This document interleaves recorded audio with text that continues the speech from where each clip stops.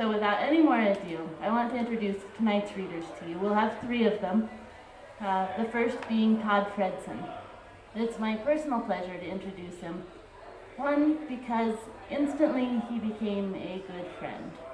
Both he and Sarah, they're married, different names like writers do. And, sorry, I had the pleasure to meet them both out in California last year when I was doing a reading tour for Thibaut Bach. Found out right about that time that Todd had won the following year's Thibaut Bach First Book Prize. So, beautiful connection, but most of all, he and Sarah invited me into their house, which is one of the most peaceful havens I've ever been into in my entire life, and want to go back to someday.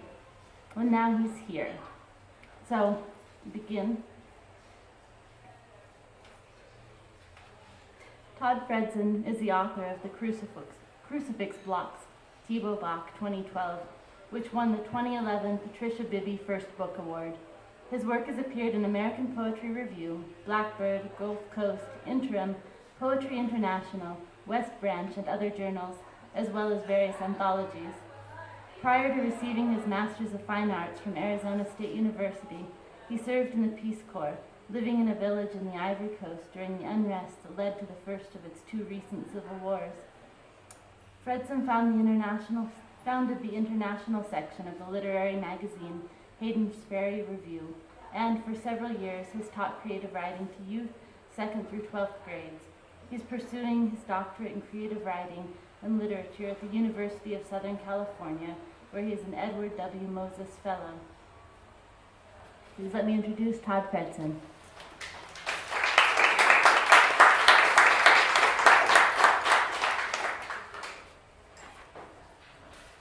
I always feel a little funny about slipping in that note about the Peace Corps, but also like I have to do it because so much of this book and the one that's kind of being completed have to do with that experience. So that's a sort of preface for several of the poems I'm sure that I'll read. Yeah, I think the other thing that happens a lot with this book is that sort of like civil unrest has a sort of intersection with the experience of growing up with a father's a Vietnam vet. So there's these kind of like, I want to call them like post-colonial violence overlaps in a kind of domestic way that seem to spiral through the book. So there's a kind of arc of recovery for the speaker here that regresses and progresses and so forth. So I'm going to start with a poem that's literally at the center of this book. It's called Economy in the Ivory Coast. The Ivory Coast being the country that I lived in West Africa. Economy in the Ivory Coast. Here we equate pain with healing. Grocery stores fold in the afternoon. On boxes out front, the men employ themselves with sleep. I nestle my finger into your palm, making you a little uncomfortable, as did the black men washing our feet, slipping their fingers through our toes because we are Americans and should not experience Ajame's filth. Buses to anywhere in the country, and eventually Guinea, Mali, Burkina Faso. Though returns are rare, it is a strange kind of love. Men with guns and mismatched uniforms stop us. They are drunk and want everything we have. But by now, I know, we will negotiate our value. We take nothing on faith. We take it from each other.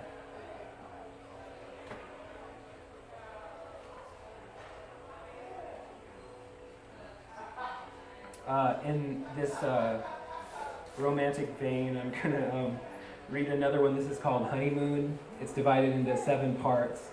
And the only, I guess, reference you might draw to mind is Arbeit macht frei, which was the slogan mostly known for having been placed at the entrance to the concentration camps. Work or labor makes you free. Honeymoon 1. Historians say that Mary Magdalene, in the second half of her life, wandered without seeing into the saddle of a massive cave system, not to suffer avoidance, but for a more direct experience with the viscous fumes of the absolute. 2. At some point, the universe turned opaque. Scientists say that we can only see so far back. 3. Sarah, you say that grace is how motion exhibits itself, leeway, in order to lose track of what one has placed perilously. Book flop open beneath your cheek, your backpack inside the door, keys at your feet on the futon, mug of coffee falling to room temperature. 4. When night really comes, we lob clear drinking glasses into the corner of the bedroom, leaving the bed for the kitchen. In the empty lot next door, a palm tree rattles. The neighbor's headlights sweep across the silica dust, desert soil, and shards of the more vicious withdrawals. Is it too simple to say we hold each other? But in the stillness, there's that hum, like a microwave in the apartment below us, the feeling that now there is no one left to know. 5. It's not exactly born again when lightning stands still, or intuition when faith comes speeding back. No, the flash of the median reflector, its red tick at the top of the hill. Well, is there an internal illumination I am mistaking for sadness? Your cheeks placid against the mesa's sweet grass, ruffling beyond the interstate's shoulder. Ahead on a cattle trailer's gate, the sign, Blessed Hope. You remind me, art by a mocked fry. 6. A plastic bag flutters on the top strand of fence, like an ibis, dragging clouds draped in summer spell, fuse brown. The rose pustules collapse back into themselves, the way little boys push their penises back in toward the threads of testicles. This blue-balled heretic impulse doubling over us. I go back to what little I have saved of myself. 7. In your white gown, you walk to the end of the dock. The seals nose the surface, witnesses for a moment, with the blue jays cleaning pine needles from the resort's wooden shakes. Otherwise, only me. Your wet bare feet, your expression beyond flattery. This opulence, is it also grace? The float wobbles side to side, and the ripples edge out. Caravans eager to shed their brief, starless companions. The dock squeaks behind you, and the nearest seal rounds its body under.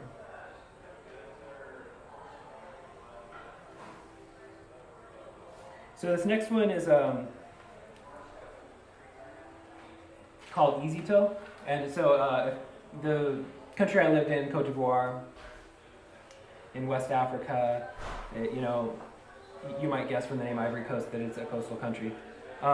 It has about 66 ethnic groups, and it's about the size of New Mexico. And so I lived for a few years with a group called the Guru. And so this poem is titled Easy Toe, which in Guru means serve yourself, in particular reference to pouring palm wine. Talk or drink, or you'll think too much. At least the elders have settled this below the mango tree. I pour dead flies from the neck of the bottle. Shade slips into the river. The algae darkens. Muffled funeral drums. Each day I get a new name. Tubabu, Solafe, white guy, I love you. The hemisphere lays back as if peeling through warm water, a sign that things are loosening in the south. Laughter, and now we understand each other. Though this gourd passed by hands that turn soil, the taste of worms, fermenting blindness. Dregs spill between us like serpents, mangoes ripen, men's voices pull the river over my ears. I think of walking at the union of cloud and consequence.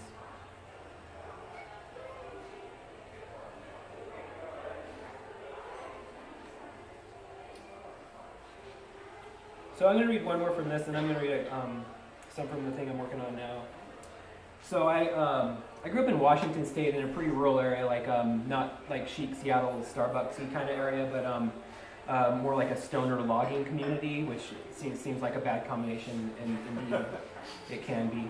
It took me a long time before I realized that like the Starbucks logo wasn't somehow affiliated with the Zigzag Man. It seemed like they could be partners or something. So yeah, this is a little tribute to home, I suppose. It's called Building a Chicken Wire Trellis. It is like the tomato to cover itself, sagging persistently but never growing callous towards death. To work it from the inside, gelatinous ribs, like a ship made out of water. No surprise I recall Robert, the rehire, who stole Dad's skill saw for coke or meth, or maybe just weed. The tomato's stiff white heart is an obvious reason, like a bubble locked upright in its chamber, or the fall fires. The Nightshade family was unwelcome beyond the New World, eclipsed and reddening. A shadow finger scuttles across the floor.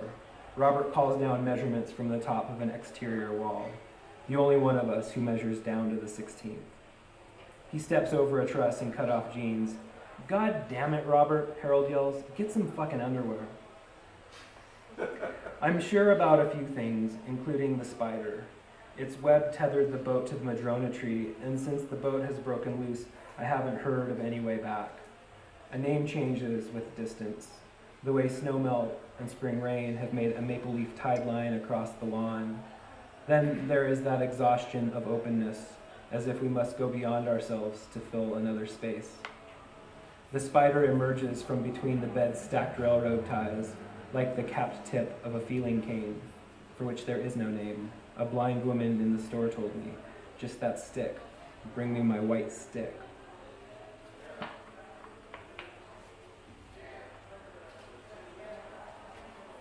So I brought a grab bag here. Let's see what I end up with. This is from a collection called Century Worm that is nearing completion. I think I'll follow up on the drug theme with a poem, again, going back to Côte d'Ivoire, 2002, I'd say, about as Civil War was approaching. Anyway, this is called Médicament.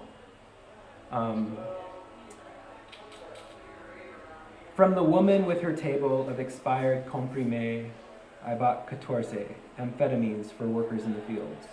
The 14 shrank my scrotum like too much caffeine. To the pharmacist, I wrote prescriptions for codeine. I crushed it into blue powder and sniffed piles from my palm. From the man behind the electronics repair shop, hashish. I rationed it across bowls of ganja. I spirited my village, surface of air fractaling wherever I touched, until I was reprimanded by Santos, the sorcerer a few courtyards down. Mefloquine, the malaria prophylaxis, caused nightmares, psychosis if one was prone to such. Eventually, who could tell overdose from E. coli, giardia, tuberculosis? What I ingested from what consumption I turned out to be. That final shock as I yanked myself from those walls, my trained obsessions, they began immediately to reconvene, like snow damming its own melt, the cold sweat of adrenaline.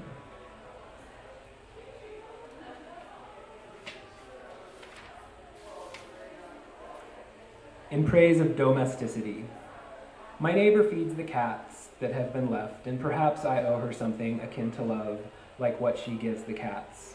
Handfuls of food and a patio to fight for. Her own tabby sits erect behind the screen. Desperation here is subtle, or not.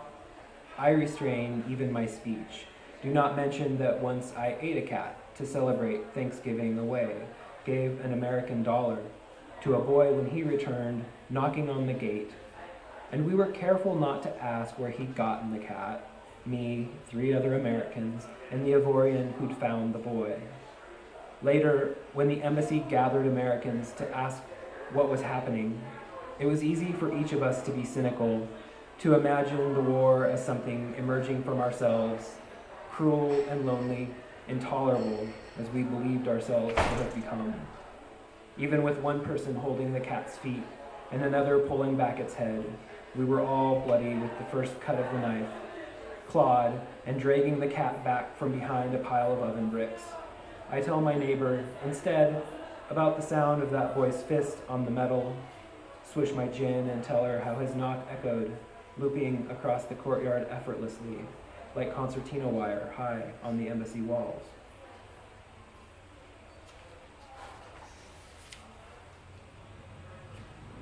Here's a poem stolen directly from my son. Don't tell him, he'll figure it out later. It's called Appraisal. Appraisal. When I'm a man, will you make me a crown, Dada? Make me a shiny gold crown so that I can join the circus?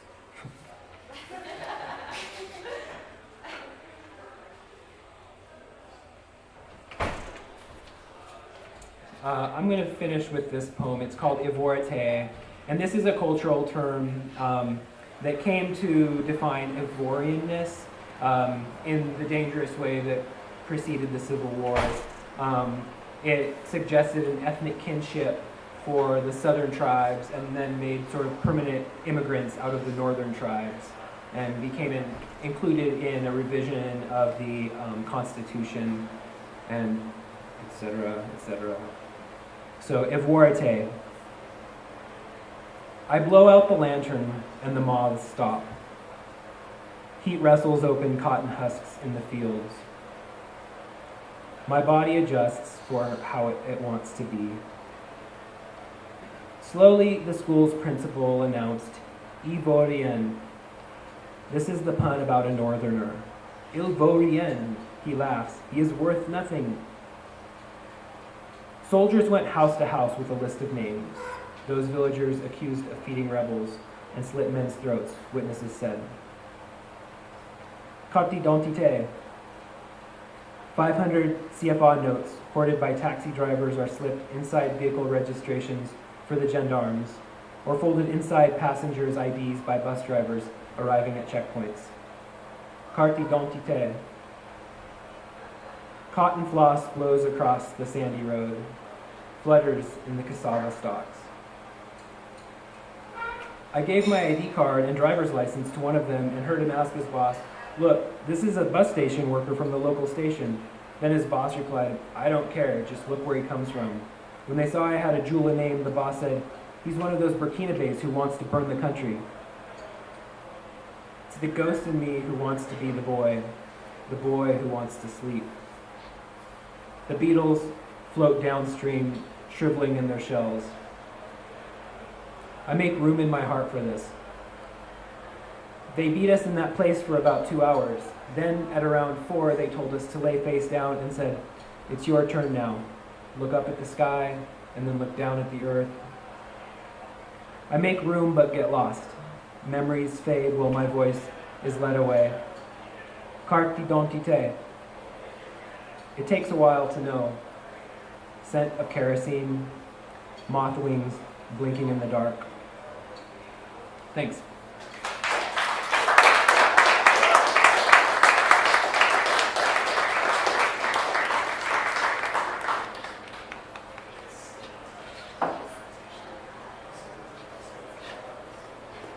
Thank you, Todd.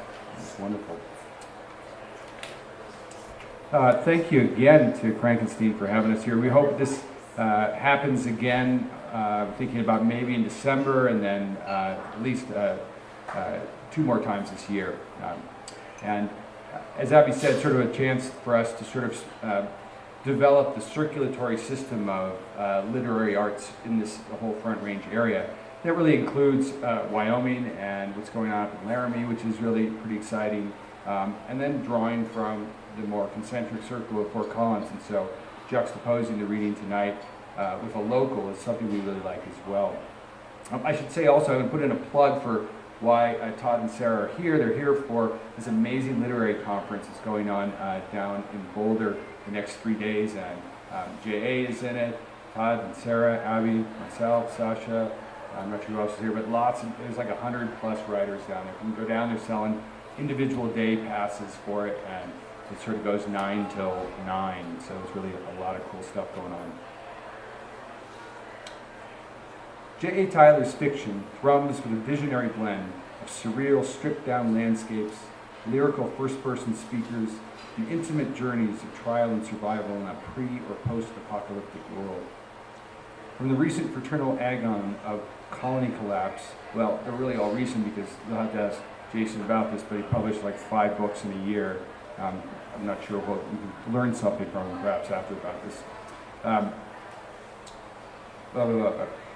From the recent fraternal agon of colony collapse to co-authored with John Dermot Wood's spook dialogues of No One Told Me I Was Going to Disappear, to the child wonders of water, there's something haunted and urgent in Tyler's words. These are stories of and for survival.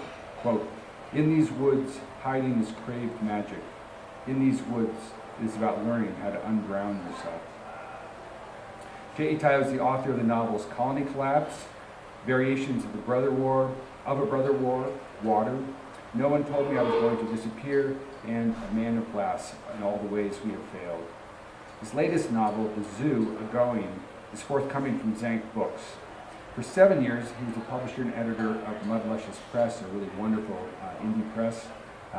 It's got some amazing titles to look at as well. He teaches high school at our very own Fort Collins. Please welcome J.E. Tyler.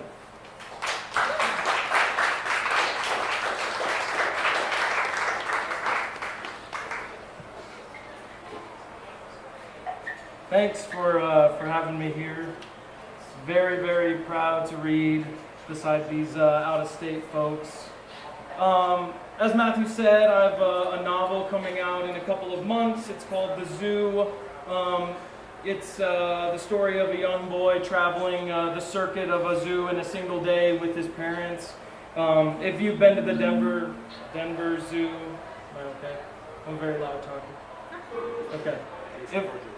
If you've been to the Denver Zoo, it follows that path there.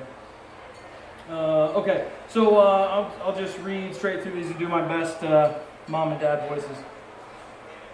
The giraffes. See, it goes up, she says, and I say like I'm supposed to say yep. And there are words we're supposed to say. I say yep and okay and all right. I say sure. I know in a place like this, standing, watching the tall necks of these giraffes and the chew of their food sinking down in their stomachs and carrying back up like an elevator, that I'm supposed to say yep. And she says, see, it goes, and I say yep. And I do, I say what I'm supposed to say. At night when she kisses me, my mom says, don't let the moon keep you awake and don't let it get you. And I laugh and she smiles and I say, I love you, and she says, I love you back. My mom is always worried that the moon will keep me awake, that the moon will come in the night and carry me away in a sack, clutched to its chest, a giantess with world-long legs. The moon is not a monster, but my mom says it anyway about the moon, and I believe her. My mom believes enough that it goes to me, too into me, so that I get up when she's out of the room, when the light from under the door is not coming from under the door anymore, and I climb into the rocking chair and I put my head under the curtains to look. Those nights I believe that I have to watch the moon to keep it away, to keep it from coming into my room, so I know it's there. Gross, she says, when it goes up, this chew in that giraffe's mouth. Yeah, I say, gross. And the eyes of the giraffes are moons, what we watch. She believes in giraffes. She believes in everything. And I keep watching the giraffes, making sure they don't put her in a sack and carry her away. Don't let the giraffes get you, I say to her. My mom says back, I won't. The polar bear. There are two parts of a bear. My mom, the head, my dad, the claws, my dad, the teeth, the tongue, my mom, the fur and body, the strength and muscles, my dad, the roar, and my mom, the heart. And I see its white fur, but there is no snow, and it's not cold, and the water's bright blue. Don't you dare, she said to me once, my mom, when the pool was closed and we walked past it on a corner of our street. And I asked her if I should dive in. Want to see me dive in, I asked her. And she said, don't you dare. There isn't any water in there anyway. My mom's right, almost always. And she was right about the pool. There was a skin over it, a top, like sheets on a bed. And the sheet was blue, but there wasn't any water. And they put water in later when it's time to swim. And I can't swim. You can't swim, she says. I know, I say. I always know these things that are me. She doesn't have to tell me. I know, I say, I know. And down in the water, the polar bear moves, swimming, and we see its head going up and down. And my dad says, let's look from here. And he points to a ramp that spirals down to where we can see the bear swimming under the water. And we go and see it, the polar bear kicking its legs and the black part of its paws swimming. I can't swim. You can't swim, my dad says. And I say, like to my mom, I say, I know. And when I picture myself in a pool like the pool at the corner of our street, I picture myself at the bottom looking up. watching bubbles go from my mouth to the surface. In that picture, I'm never trying to swim. I'm never moving my arms or my legs or making any attempt to survive. I'm only there at the bottom looking up, watching the water, the blue, cold even though the sun is out. The Arctic fox. It's hard not to wonder about a time when I won't be here. The fox in this one, he's white, and I know because I've seen the pictures on the stand, the pictures on the sign that says what kind of animal he is, but I've never seen the actual fox. He's never there. And there's a log and a waterfall over rocks, a stream and cement like all the other cages. But this one, the one that says it holds an Arctic fox, this small and white animal that looks like a dog in its picture, he's not here. He's never here. And I say to my dad when we're in the backyard picking up the branches of our big tree that fell the night before it was so windy, I ask him, where do we go when we die? And he keeps using the rake, raking the branches, the leaves that have come down. Where do we go when we die, I say. Repeating it because I can't tell if he didn't hear me or if he just doesn't want to say anything. But my dad doesn't say anything. He only keeps moving his arms, raking, his head down. And I make a stack of branches so high I believe I can climb up on it and step over my own feet and end up in the sky, as if it were a blue sheet, the cover of a pool, a trampoline, jumping on the sky, bouncing where I could look down on our trees and the pile of branches I made in the middle of our lawn, and my dad raking leaves. And I wonder if he would wonder where I went. If he would see me gone and start looking, poking around the places in our backyard, searching me out. Once I was trying to hit a ball off a tee and the ball kept moving. And when I would wind up and swing, it would leap or shift and change where it was and I would miss. And my dad would say, God damn it. Short. He tried not to say it to me, I could tell, but there was something else. There's nothing else it would be at or 2 or 4. There are no other sons, I'm the only one. And the Arctic fox is a brother to me. Never there. Like we made a space for our brother in our yard, our lawn, our house, where the crib is still half set up and stored away against a wall, but there's never a brother coming. There are logs and a stream of water, but nothing living there. God damn it, was what he kept saying, louder the more times I missed, but the ball was moving on me. And it wasn't my fault, I was trying. The Arctic fox would never try this hard. He can't even bring himself out of hiding. The ducks. You have to keep your hands up in front like this. And I do for a bit, like that. The oven's hot, stand back there. And I do for a while. Back past where she points. I do almost everything they tell me. I listen all the time. I'm always listening. The problem is you don't ever stop. The problem is you don't know when to say no, when to stop. And this is my mom. Whatever. You drag me around by the balls for long enough, I might start listening. Huh? Is that what you think? Well, tough shit, because it'll never work like that. Nope, no way. That's my dad. Do you want that for him? Do you want Jonah to hear this, to think that women can talk to men like this, how you talk to me? I can talk to you any way I want. To hell you can. Don't you fucking tell me. Don't you ever fucking tell me how I can talk to you. Fuck you. And the water in the pond makes me remember times like that, when I was listening, when I heard what they said. And the water is dark and too green. It's a fake blue-green, a pretend color, like one that isn't supposed to be, but is. And that's how I feel when they're talking like that. My mom and dad, their mouths open. Now, these ducks can't fly. Their wings have been clipped or pinned back. They could have before, but now they swim in water too blue or too green or stand on cement patches made to look like shore. And I feel bad for the ducks. I think the ducks probably want more than this too green, too blue water with too many feathers floating in it with wrappers from around the bottom of ice cream cones and their own shit all around. The seal. My mom punches my dad in the arm and he laughs through his beard, and I know they want it to be playful. They want a lot of things. And today they want it to be playful. It's a kissing sound. The trainer, this woman with brown shorts and a brown shirt and a name badge bending over, making kissing sounds with her mouth, her lips, the buttons coming close to undone around where my dad is looking. I look where my dad looks when he watches the sun going down through one of the windows in his bedroom, and I come to the door and watch from behind him. I look where he looks at the sun going down. And when I fell off my bike that first time when I was still learning and hadn't figured out how yet, when I fell and my knee was blood running, he watched the blood and I did too. Looked where he was looking, watching the blood. My dad looking at the stressed buttons of her brown shirt and making those kissing noises to a seal in the water. His eyes move to the spot where the buttons strain, especially when she bends down for another fish in the bucket, another fish for the seal, the one doing the tricks and going up and down the rocks, in and out of water, this fake ocean. And I can see down it too, where my dad is looking, down that brown shirt with the buttons, and she doesn't see me looking, my mom, only punches my dad's shoulder, his beard laughing. And when he looked down into the toilet, because there was something in there, a G.I. Joe I'd stuck down there, how I was pretending to make him dive and he was accidentally sucked in, I looked where he looked. And I squinted my eyes like he did down at the toilet, the clog, making faces with my mouth, concentrating, trying to look like him.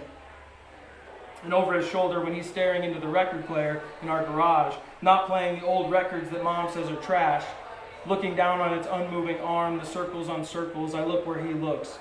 The trash records, my mom says, let it go, just let them go. I look where he looks. And one more called the Sea Lions.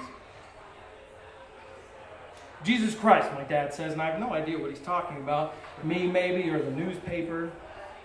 He's drinking coffee and spinning the ring on his finger. It's a class ring, this ring on his finger, and he spins it so I see the blue of the jewel and then the silver underneath alternating. Blue, silver, spinning. He's coffee, my dad. He's also shaving cream and shower steam, oil and beer on his skin. I tried to read the news once and couldn't. There was nothing in there for me to care about. Look at that, he goes on, and I know it isn't me. He wouldn't say that to me unless I dropped a pitcher of juice on the floor in the kitchen and it spilled onto the cupboards and washed over the oven door and made glass everywhere. Him, my dad, using all the other words then when I did that, words spinning like a ring. Circles is what my dad goes in, these sea lions pacing their own water. So when it's our house, the rooms they circle in like water, saying what I'm not supposed to hear but can't avoid because our house is so small, words pinched into my ears even when I cover them, trying desperately not to listen, sea lions barking harsh like that. I've looked at his ring when he leaves it on the table by his side of the bed, the blue and the silver, the jewel in it is smooth and always cold. It says his high school's name and the year he left it, the school, when he married my mom and they started considering me. And that's what he says. I got this ring just before we started thinking of you.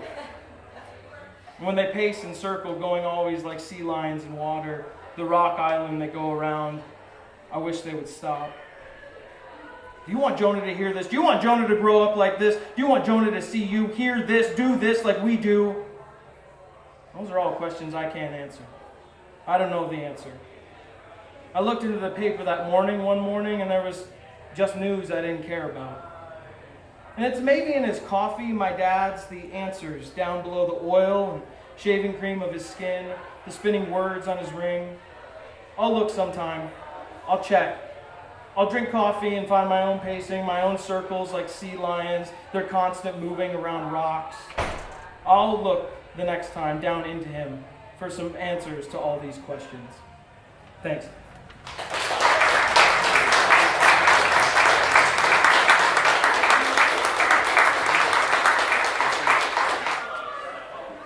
It's a particular pleasure to, I should also say that, I don't know, Jason, do you have books? I didn't bring any up. Okay, Jason's books are available on his website. Please visit his website, very nice website. Todd and Sarah have some books for sale if you are so inclined, so they'll be up on the table here afterward. Oh, and I should also mention, Dan's on sabbatical, so I forgot to say he was at And Now tomorrow. So Dan is at And Now tomorrow too. Finally, I just want to say, this is as a first reading, this is a kind of special launch for us in the sense that Sarah's book, Arco Iris, accompanied us on our travels to Costa Rica and Nicaragua. And in particular, it traveled with me on my 16-mile hike to the tip of Cabo Blanco. And there's a way in which the words in there corresponded to that landscape in a particular way. So there's a nice way in which landscapes are somehow encircling each other or something. So thank you for that. Oh, I should say, I did this introduction and my wife didn't even read it. You know, I mean, I had this nice thing for Todd and she didn't even read it. I didn't mean to revolve, I meant to move. I didn't know if I was moving myself or letting myself be moved. I wanted to spread my arms where everything moves through me, I wanted to expose myself to everything while it exposes itself to me.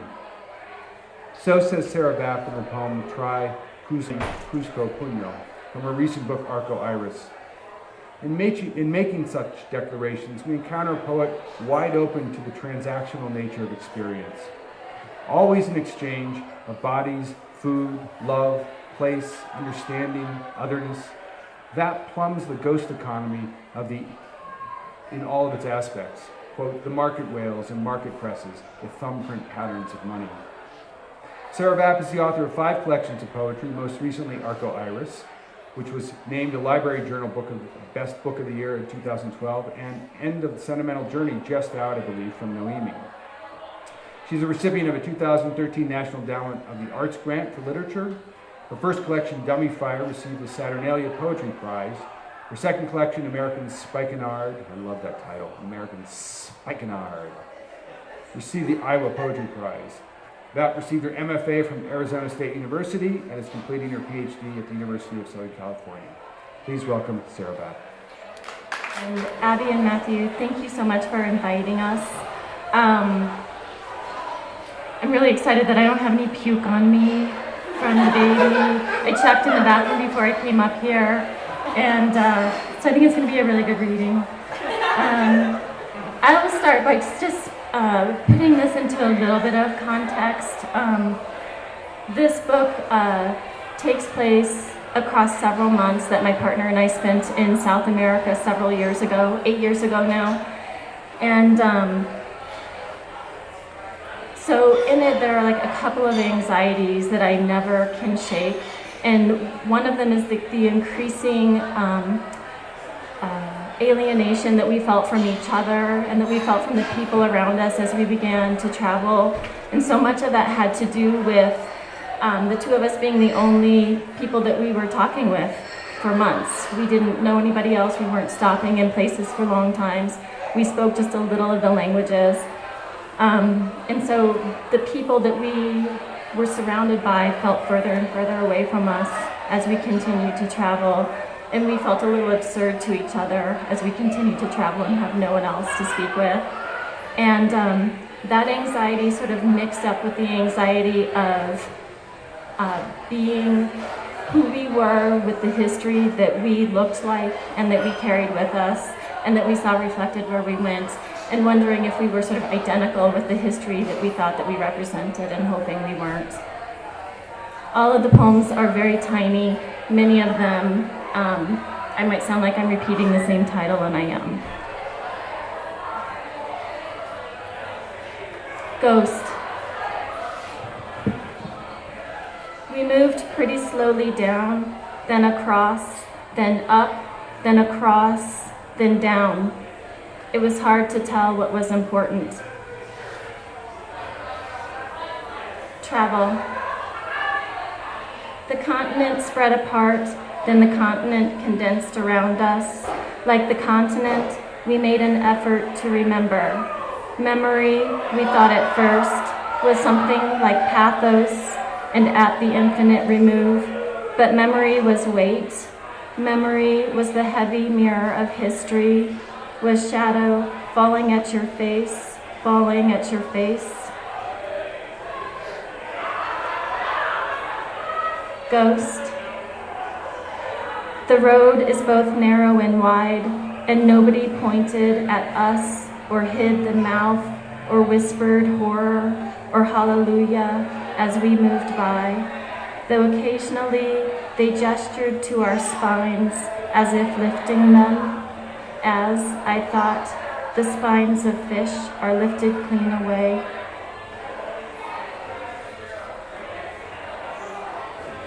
Travel.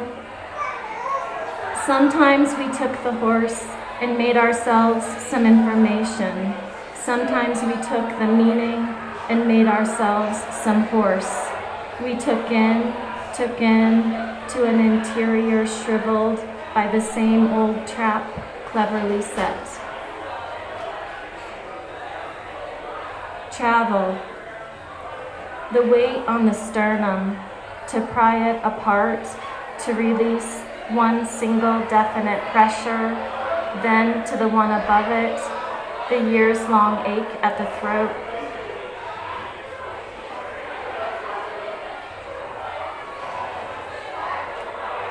Currency. There is a generator-operated television mounted on a steel shelf just above this hammock. There are 3 televisions on this level of the boat, 2 on the upper level. They each play a different dubbed Jean-Claude Van Damme movie over and over at full volume, continuously down the Amazon. The sides of these boats are open, and sometimes we pass other boats like ours, also with televisions, also Jean-Claude Van Damme, shooting and shouting down the river. Passengers seem either to watch the screen without pause or never once glance at it. Our boat of quiet passengers thus screams and explodes day and night, while lover slams his head over and over into its metal corner. Lover slams his head every time he leaves his hammock. Lover slams his head every time he returns. Lover slams his head at the light.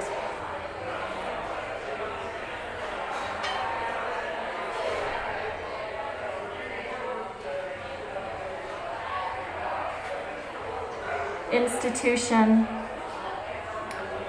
All I can think to do is move and to show myself, hands raised above my head, palms open to show they are empty, to move, to say I am here. Look at my infinity of small, hidden springs. Look at my face. I am susceptible to what you might see. I am susceptible to what you might say.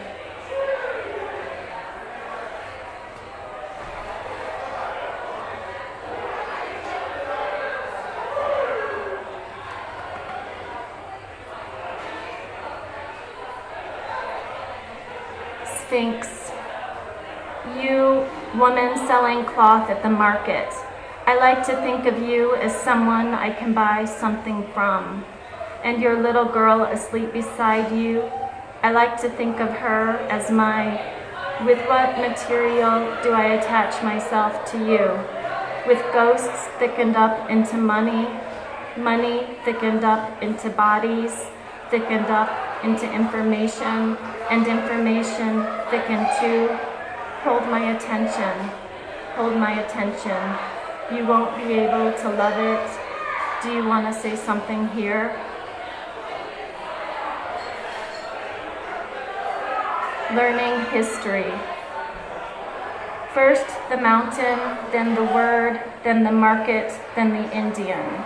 First the boat, then the river, then the floor of the river, there the fossil.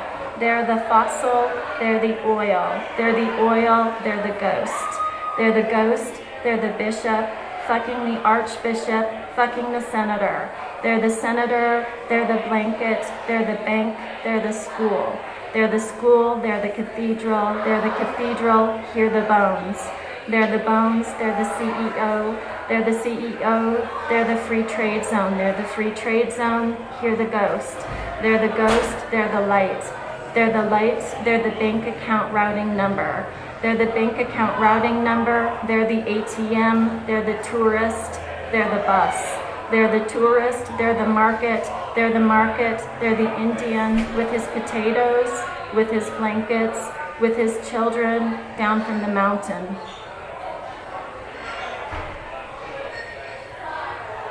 Excelling violet.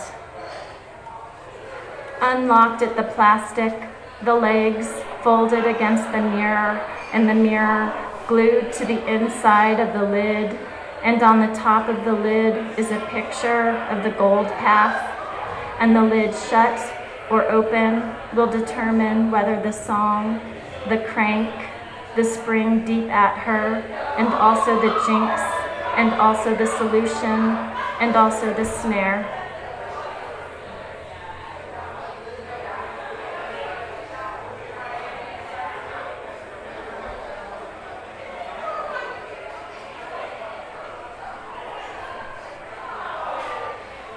Iris. trying to reach towards something, lifting and lowering us across the world, and asking, are the eyes stuck in the body? Is the institution stuck in the body? Is the language stuck in the mind, and then the mind stuck in the brain? Maybe as easy as something I could remove of my body, an organ removed, a ghost exorcised, or something hard, something, a medallion somewhere probably inside me, encrusted, pried off, and when it is,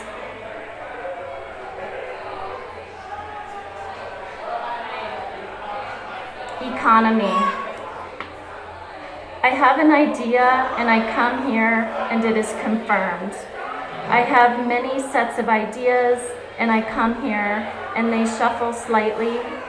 I have no ideas and I have unstable ideas and I have ideas that repulse me, and so I come here and I forget them and we float down the river.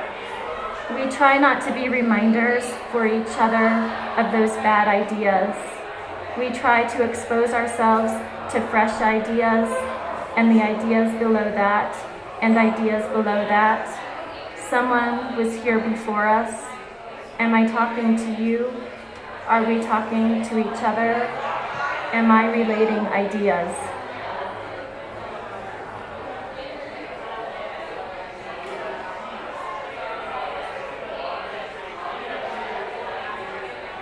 Floating turd next to the dead floating snake. Near Manaus, the black and white rivers meet, run separately in two colors, then blend toward the sea. Your nightmare at the Hotel Continental, below a chandelier at the confluence of Massacre. Our window overlooks the plumbing for the hotel's latrines. A creaturely plastic piping straight into the river. My dream in Manaus of a hatchet to my skull, its tip wedging gently open, and that relief.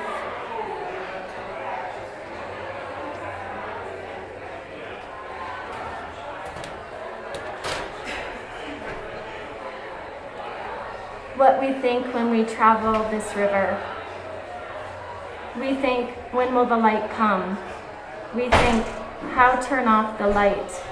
We fuck and contemplate down the river profound, and the river echoing with television. Our fucking in the hammock, hidden by our blanket, just like everyone else's fucking, just inches from ours, is hidden by their blankets, and we think there is something inside of us.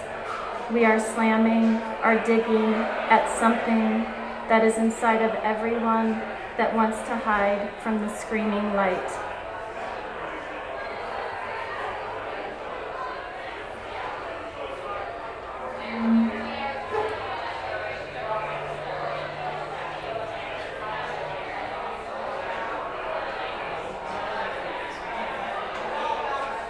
Just have a couple more.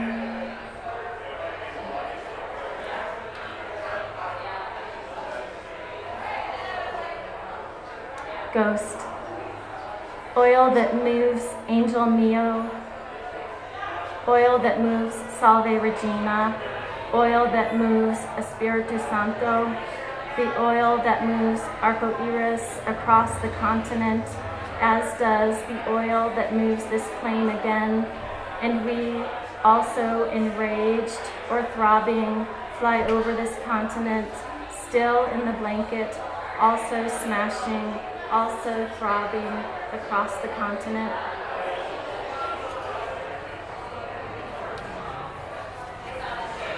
Suspension.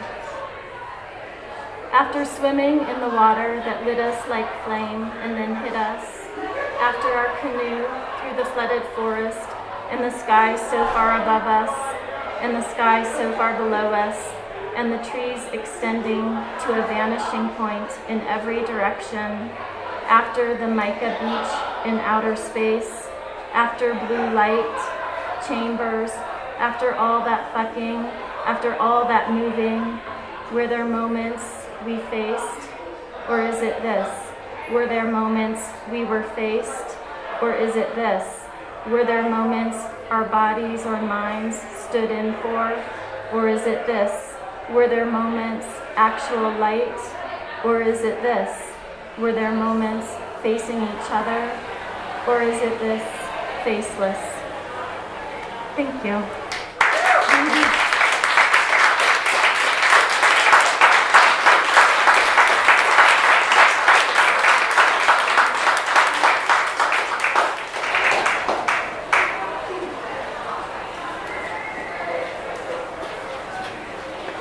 Well, thank you again, Sarah. Fantastic reading. Jason, Todd, thank you all for coming. Keep drinking beer, have conversation. We'll see you around for the next reading. Look for a poster, look for an email sometime in December.